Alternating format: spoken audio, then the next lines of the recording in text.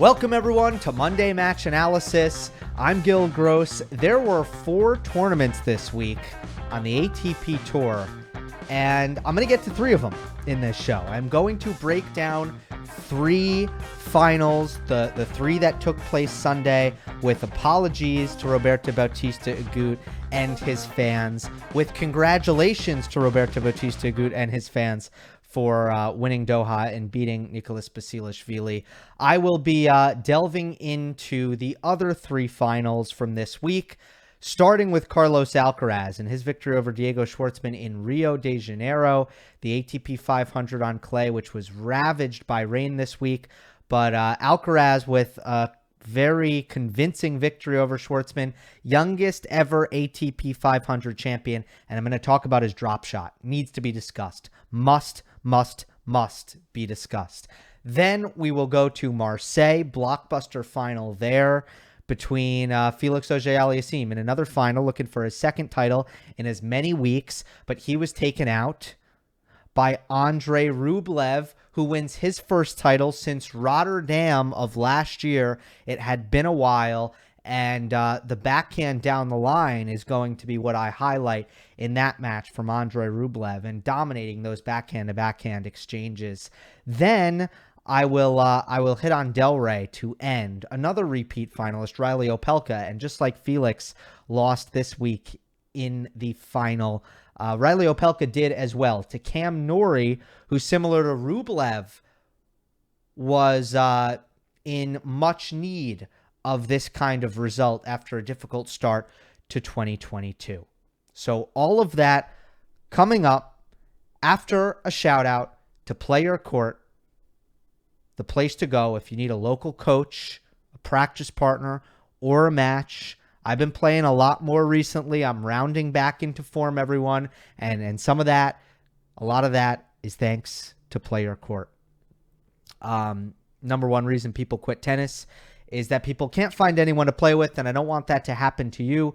So I've arranged a 50% discount for you to join the PlayYourCourt community, and you can get that discount if you use the special link in the description, playyourcourt.com/Gill Gross. Get the practices and the matches you need to improve your game. All right, let's start with Alcaraz, shall we? And I think the hardest thing about playing Deigo Schwartzman on clay is probably finishing points. With his speed and his defense and the slower conditions and the way he's able to trade with the depth that he has, it's very difficult to find ways. And the fact that his shot tolerance is impeccable, it's very difficult to find ways to finish points on your terms on any slow court surface, such as the surface in Rio de Janeiro and that red clay over there in, by the way, heavy, rainy conditions. The Carlos Alcaraz drop shot was without a doubt the solution to that in this match. And his drop shot is something that I have taken notice of before this match. In fact, I was on a podcast, and I'm not really sure which one it was, but I was actually asked, after gushing about Alcaraz and talking about how good I thought he was going to be in 2022. And I started the year, I predicted him to end this year at number 7 in the world. And that's looking pretty good so far. I think that's still looking about right. And I might make a video midway through the week revisiting that top 10 prediction for fun. I know I'm going to do that at some point. Well, I was asked, what is your favorite Carlos Alcaraz shot? What stands out? And I didn't want to be boring. And I'm like, you know what? The forehand drop shot is what I said. We are going to see that shot play a major role in Carlos Alcaraz's ability to attack short balls and his offensive game. It's a shot that is unbelievably well tuned. And the first thing is a sense of court position and understanding where your opponent is and feeling that at all times. And every single time Alcaraz goes to the drop shot, first of all, it never seems to be forced. It's always Carlos in a decent position, either on top of the baseline or inside the baseline. And every single time his opponent retreats too far back, Alcaraz seems to take out the drop shot like he has, like the game is in slow motion, like he has a bird's eye view of the court, and he just feels where his opponent is positionally. And Schwartzman is a player who will often like to drop back to maximize his court coverage, does it very effectively, and he just wasn't able to do it in this match because every time he did, Alcaraz would come up with the drop shot, and the execution was perfect almost every single time. In fact, every single time except one time.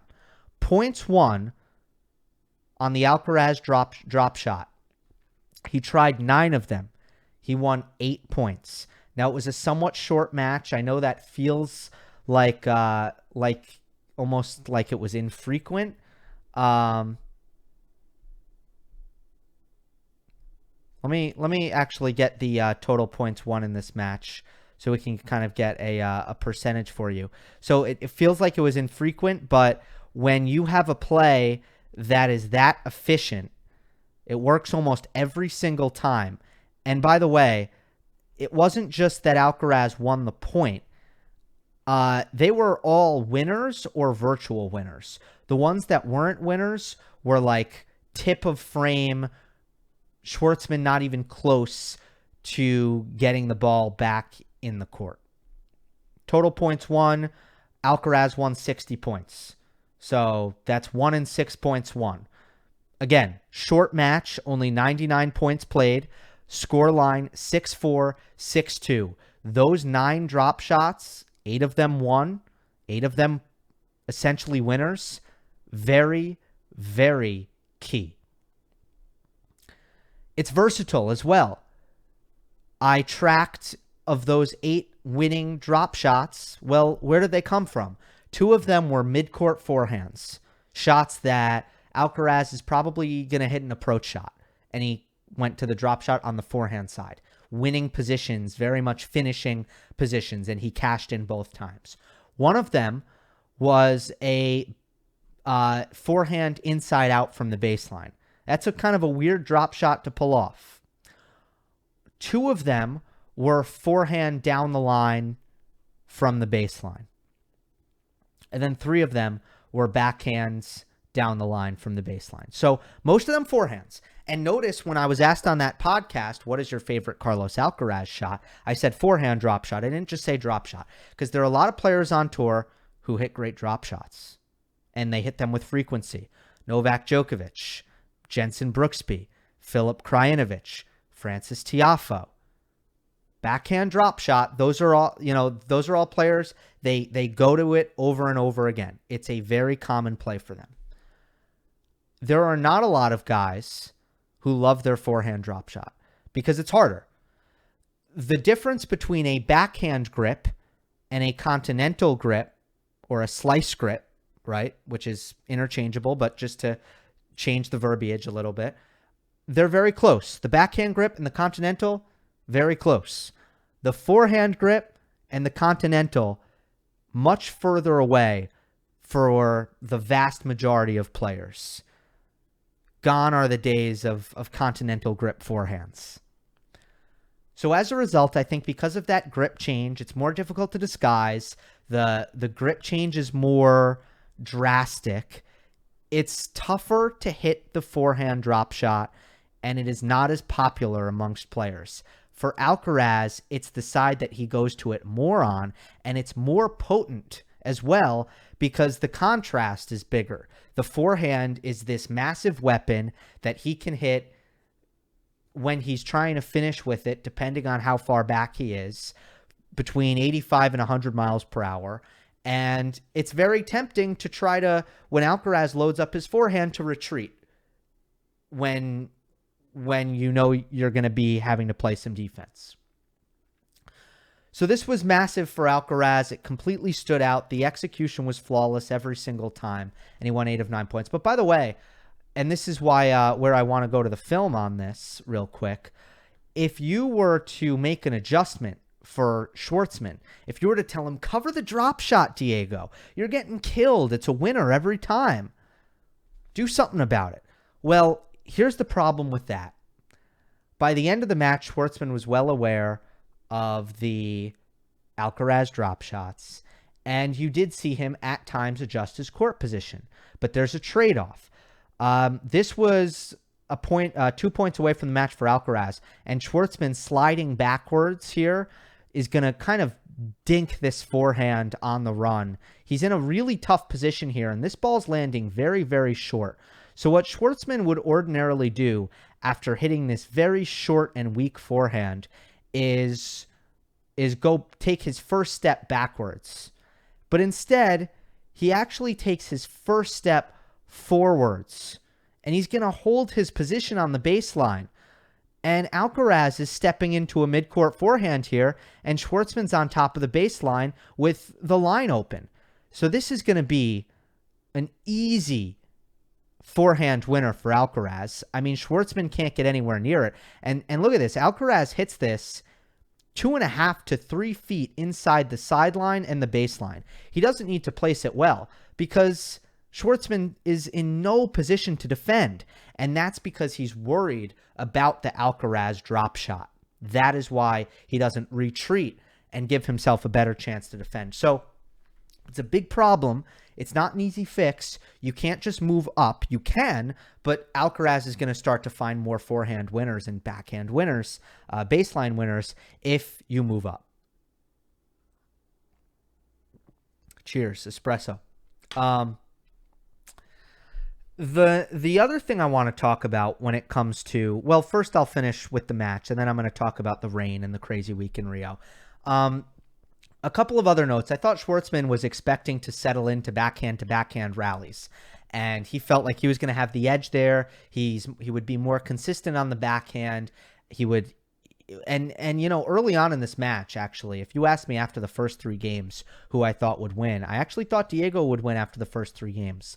I didn't have a pick in my head going in, but I watched the first couple games, and I'm like, you know what? I think Alcaraz is about to learn a lesson about the importance of being solid on a surface this slow against a great mover like Schwartzman.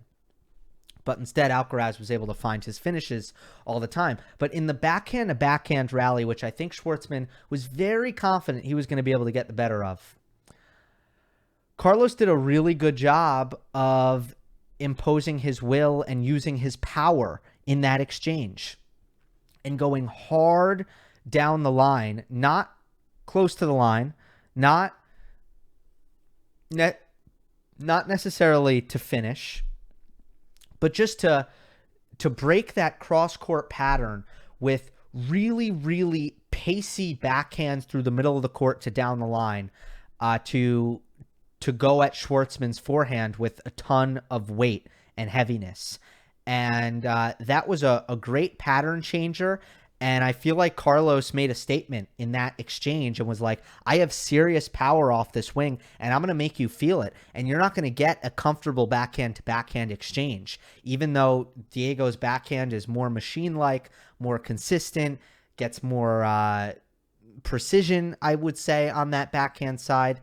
Carlos was like, look, you're going to feel my power if you're just going to expect to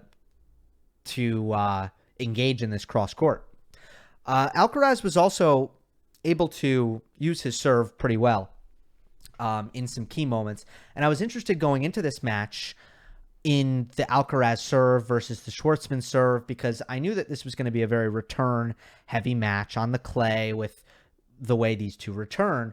But I was curious, what is Alcaraz's serve going to look like against Schwartzman's return on the clay? And you know what? He got enough. He got more out of his serve than Schwartzman did. And there were some key moments here, like in the first 3 games of the second set, they were breaking back and forth. Break, break, break. And then Alcaraz was in a hole on his serve at 15-30. It was looking like 4 consecutive breaks. Alcaraz hit 3 consecutive service winners there. Now, these were returnables, but I thought that broke Schwartzman's will. And I thought that was the moment where Alcaraz won the match. When Schwartzman had 15-30 and Alcaraz hit 3 unreturned serves in a row, that is what took the wind out of the sails of Deigo Schwartzman, who had spent over 5 hours on court the previous day. Alcaraz then broke at love the next game. Then there was a chance that maybe Schwartzman will get back on serve in the third set, and at 30-all, 4-2, Alcaraz serving, he hit another service winner, unreturned serve, and held on the very next point. Alcaraz is still not hitting his spots very well. Alcaraz is still not serving at a great percentage, but just the speed that he was able to bring on his serve did enough to get Schwartzman to miss a couple of returns in pockets, sometimes, occasionally. That is more than Schwartzman can say. The Schwartzman serve never, ever, even occasionally really, made a dent in the Alcaraz return in a significant way or in a clutch moment. So that makes a difference there. That is important. The last thing is the rain and the fatigue. And Schwartzman might have been a little bit tired, but Alcaraz had every right to be tired coming into this match as well. Alcaraz is 18 years old. He showed this week that he is a physical anomaly because most 18-year-olds would have crumbled in this spot. Most 18-year-olds are not developed physically to the point of being able to handle all the tennis that was condensed into the end of the week, the last couple days in Rio, because of how much it rained early in the week. That's just a fact. And there could be some sort of like a false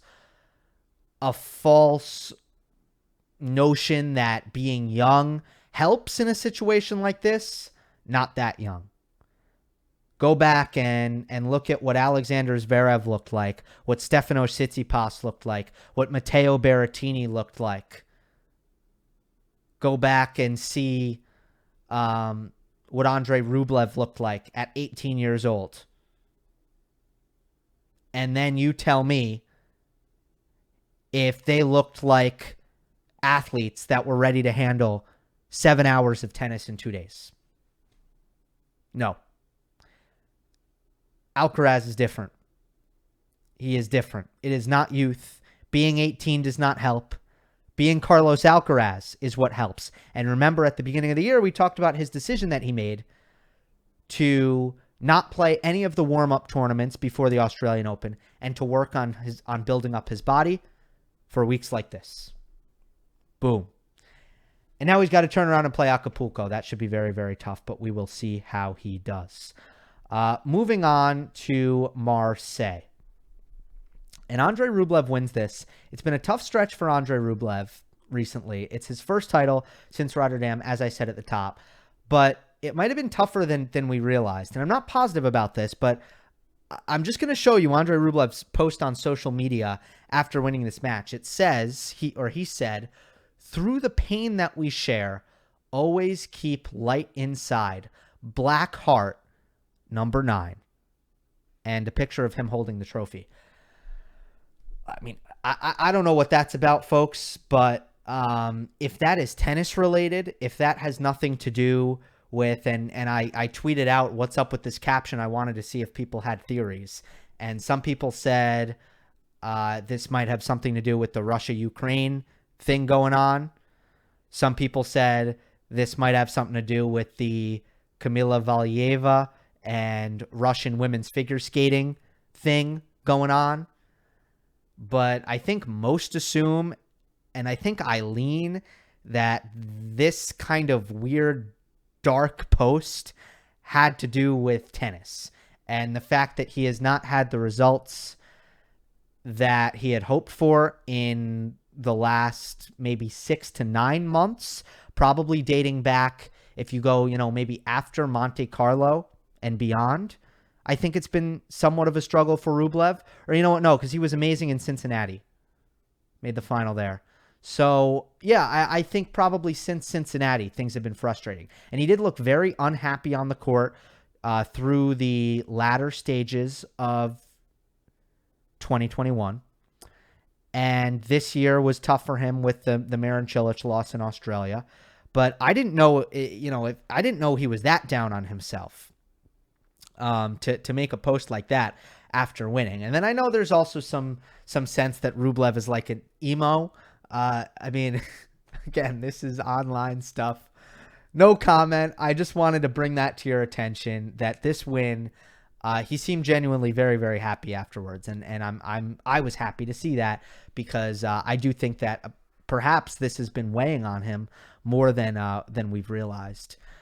The backhand wing for Andrey stood out in this match. It dominated. It controlled the match. And that's what I want to start with.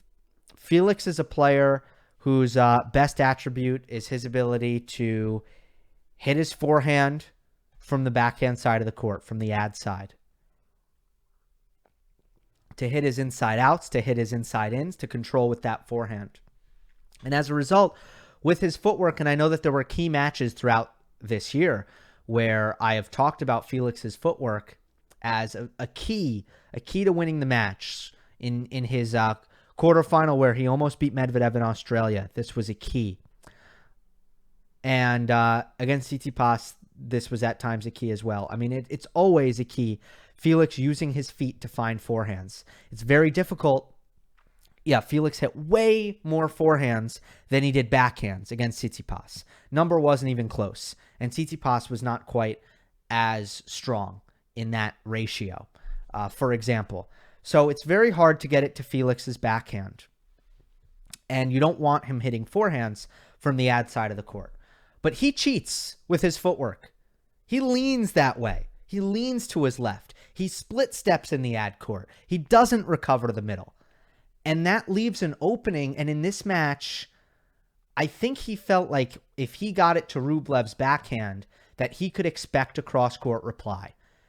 And Andrey had other plans here. So let's go to the footage here. I have a lot of points to show you where, again, so here's a really good backhand cross-court by Felix, a backhand return, I believe this is actually. And he hits a good return, a beautiful one, and he's not going to go to the middle here. Felix is thinking, I just hit a really good return, so I'm just going to chill here, basically with one foot with my left foot on the sideline. I'm not even going to try to get to the middle, and I'll probably get a first ball forehand here that's attackable. Well, Rublev says, damn right you're going to get a forehand. I'm going down the line. And look, he's on his back foot. I mean, Felix has a lot of reason to assume that he's going to go cross court here, but Rublev goes down the line, and instead of Auger-Aliassime, after his great return, getting a ball to attack, instead, FAA's got a running forehand here, and he's going to need to defend cross court, and Rublev now controls the point with his forehand. Now we go to 5-all, and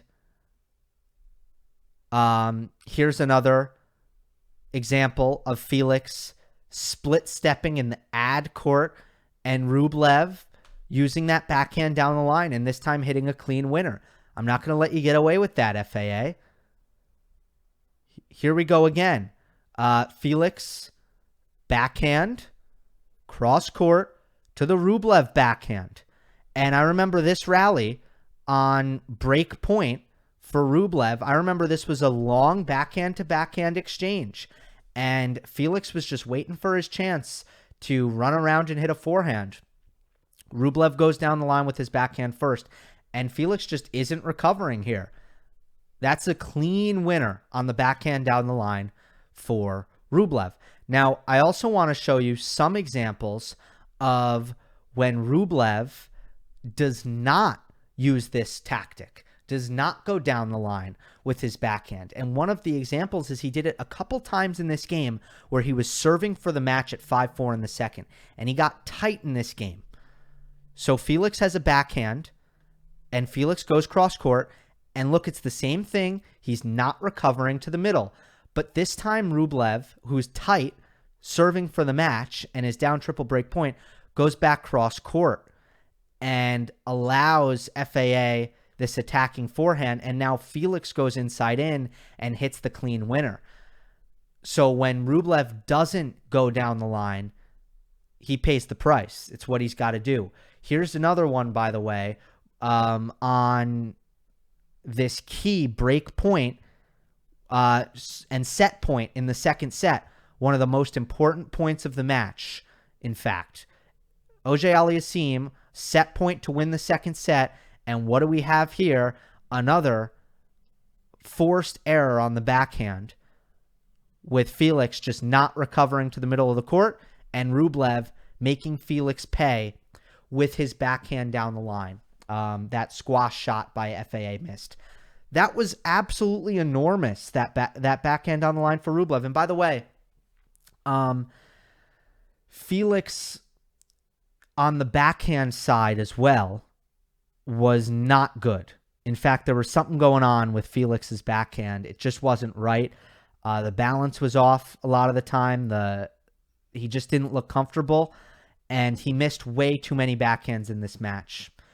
So ultimately, on the ad side of the court, between the damage that Rublev did and the inconsistency that Felix brought, it was an absolute domination on the ad side exchanges for Rublev, and that was, in my opinion, the biggest reason why he came away from the match. I also thought Rublev served very well, and I continue to see a pattern that he serves a lot better indoors, and he's able to do much more damage with his first serve indoors. And I'm not, I think all good servers like indoor conditions, but Rublev, it just seems to be a little bit accentuated. I also thought Andrey looked to be a little bit fresher. I liked the way he moved in this match, looking very explosive. Seemed like FAA maybe didn't have half a step.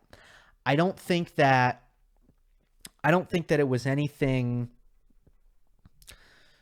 I don't know, it's not like he couldn't have won the match in the physical condition he was, or the amount of energy he had. It looked like there was a little bit missing, but again, he played well enough to beat a lot of players, and Rublev played a really good match. And I don't think that a lot of credit should be taken away from Andrey here, because Felix might have been tired, but it has been a lot of tennis, obviously going all the way in Rotterdam and then playing some tough matches in Marseilles.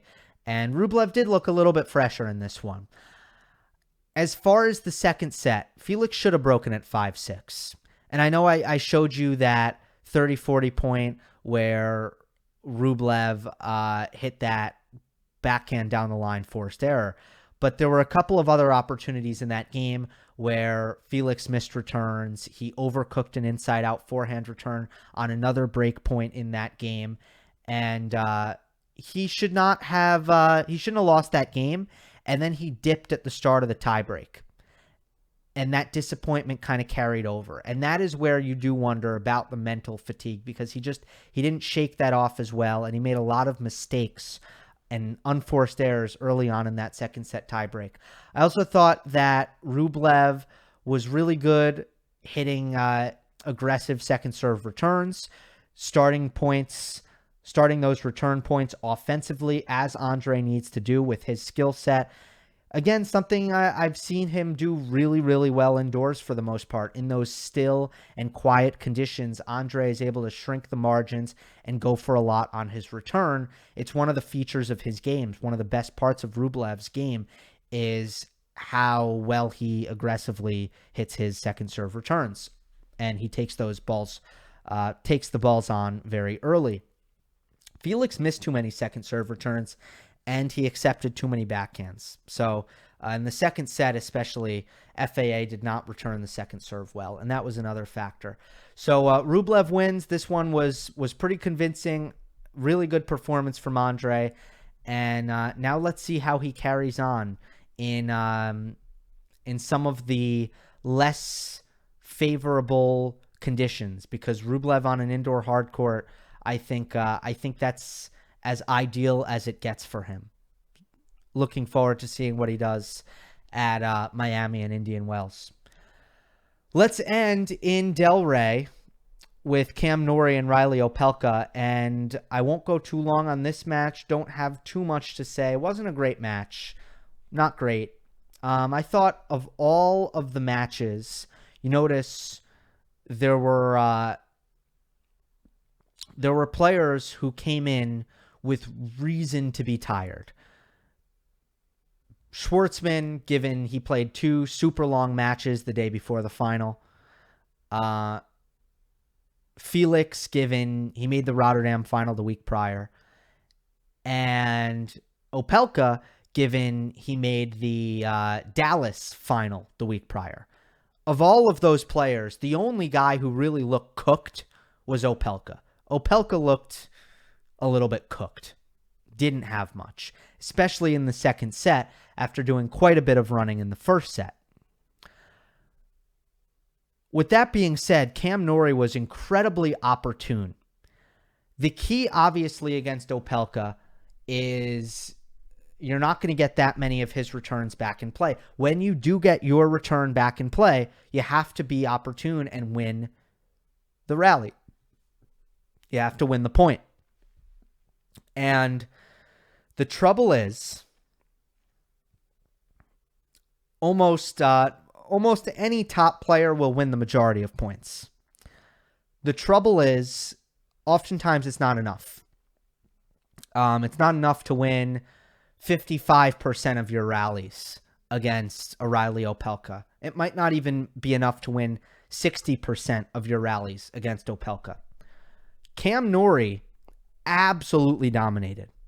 I ran the numbers, and when the return came back in play off of either serve, so this is Opelka getting the return back, this is Norrie getting the return back in the court.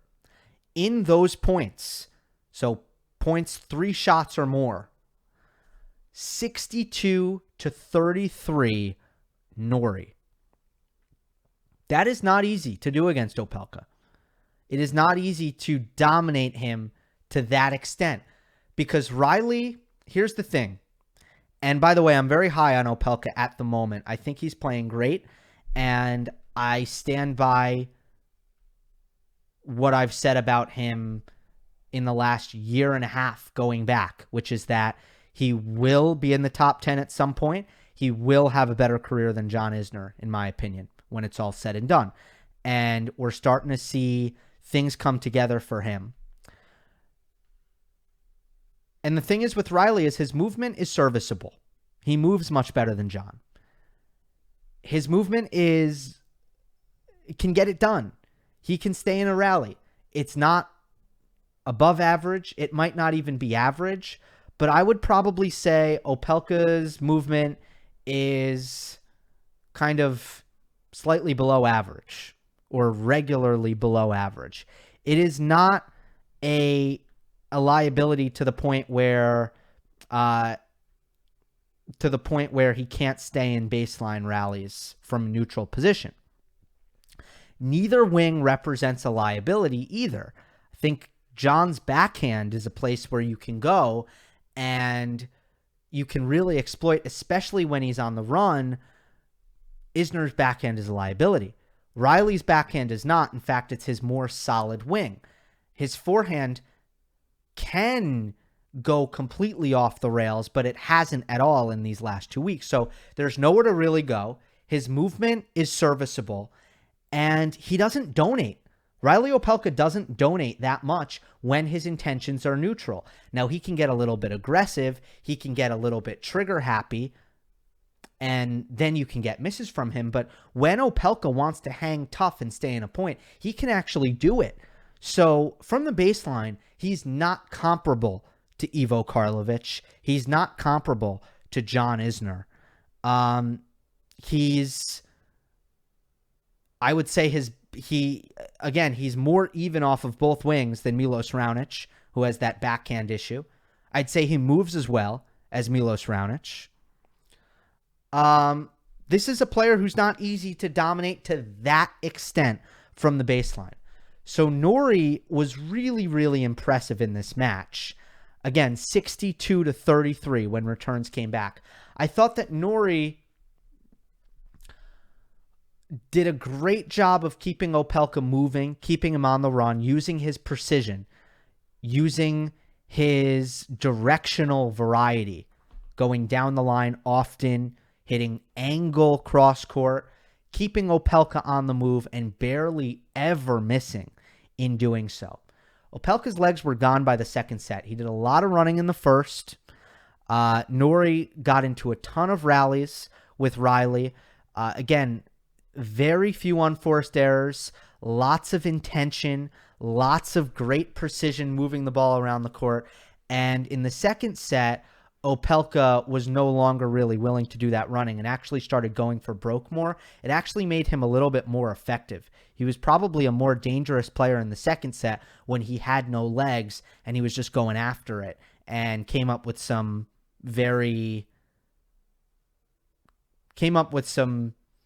punishing offense from the back of the court from difficult positions, did Opelka, and got to a tiebreak.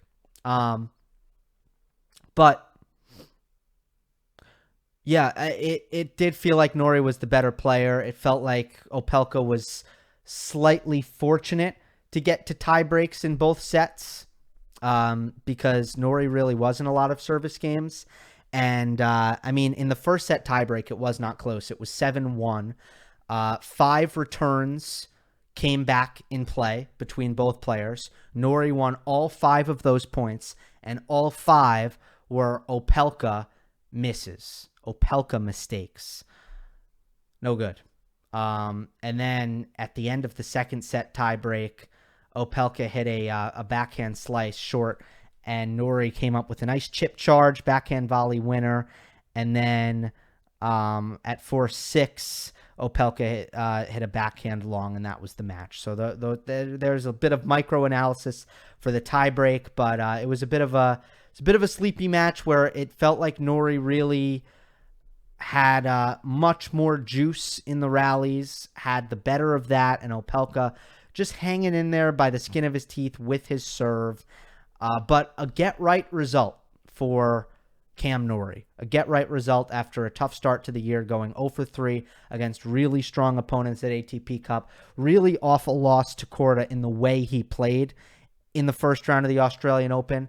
So really important result for Cam Norrie as he heads to Indian Wells. He's actually not defending those points because they won't come off of his ranking, the Indian Wells points, until October.